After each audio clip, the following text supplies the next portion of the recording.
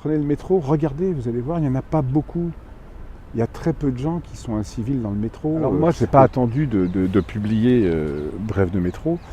Moi, ça fait longtemps que j'écoute les gens et ça fait longtemps que je parle avec les gens dans le métro. C'est-à-dire que quand je m'assois face à une personne, assez souvent, je lui souris. Voilà. Et puis ça m'arrive même de demander bonjour, comment ça va. Et très souvent, j'ai des réponses, des gens qui me disent ça va bien. Là, je suis en train de faire ça. Ah bon, d'accord, et vous? Moi, je fais ça. Ah, d'accord, très bien.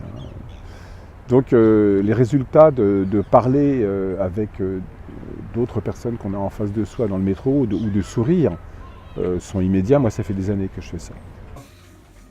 Moi aussi, je peux me balader en pyjama rouge, en savate, prier toute la journée, me faire prendre en photo comme une star et en foutre pas une rame pendant que nous, on bosse comme des esclaves. Le comportement des usagers du métro est très rarement incivique.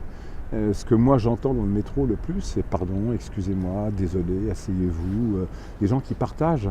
Donc le fait de dire que les gens sont inciviques dans le métro, je suis désolé, mais c'est faux.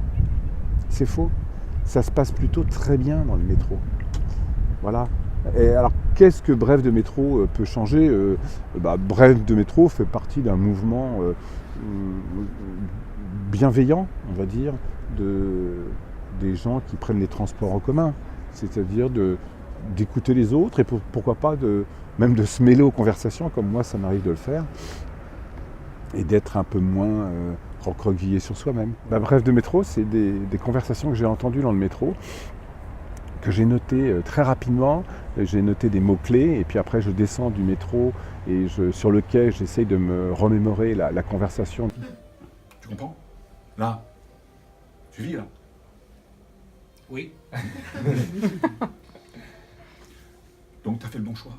C'est toujours des conversations intimes, mais qu'on entend puisqu'on est juste à côté, quoi. C'est ça, en fait c'est ça que j'adore, quoi. On rentre dans l'intimité, et d'ailleurs le sous-titre de Bref de métro, c'est dans l'intimité du métro parisien.